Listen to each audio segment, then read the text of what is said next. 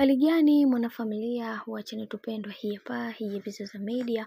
Kama ndo mara yako ya kwanza, basi nikusii usisahau kusubscribe, kulike, kushare pamoja na kucomment. Bwana mama Wanifa ameweza kutoa shukrani zake za dhati kwa kila kitu ambacho kilichoweza kumtokea binti yake, na moja kwa moja ameweza kufunguka na kusema kwamba kwa kweli sikuweza kutegemea kama binti yangu angeweza kuachiwa huru, na mimi kwa upande wangu ninasema nashukuru sana taifa langu, na washukuru maafande wote, na washukuru wa Tanzania wote ambao mlioweza kukaa chini na kumwombea mtoto wangu, na wale ambao waliokuwa wakifunga na kuweza kumpost mitandaoni kwa ajili ya kuwaombea, kwa ajili ya kumwombea. Na leo hii nataka nitoe shukrani zangu za dhati. Kiukweli nimefurahi sana kuweza kumuona binti yangu anarejea tena kwa mara nyingine, kwa sababu nimekuwa mnyonge kwa muda mrefu, na kama unavyojua mtu kisha mpoteza mpendwa wako kwa muda mrefu hukumuona, na ni tunajua kwamba ni namna gani watu wengi wamekuwa wakitamani kuweza kuona katika familia zao kila kitu kinakwenda kuwa sawa.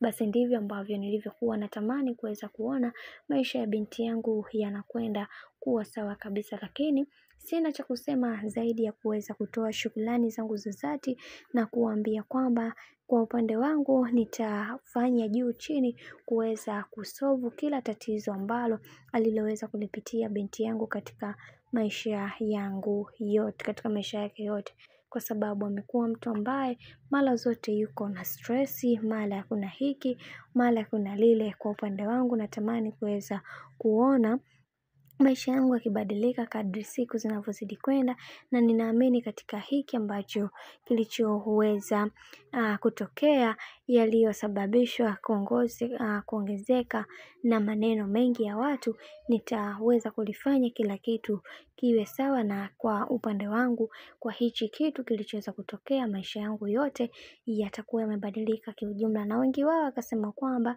mama, kuwa na amani, kwa sababu Nifa tayari ameshaweza kutoka. Tunaamini kila kitu kitakwenda kuwa sawa, na Mungu wa mbinguni aendelee kutupigania katika kila hatua ambayo tunayopiga katika maisha yetu, na hicho ndio kitu pekee ambacho tunatamani kuweza kuona maisha yetu yakibadilika kadri siku zinavyozidi kwenda. Bwana, mambo ndo kama hivyo ambavyo unavyozidi kuona mambo yanazidi kutaradadi.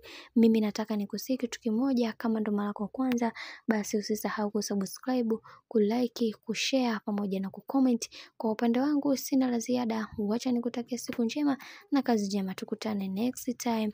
Bye bye.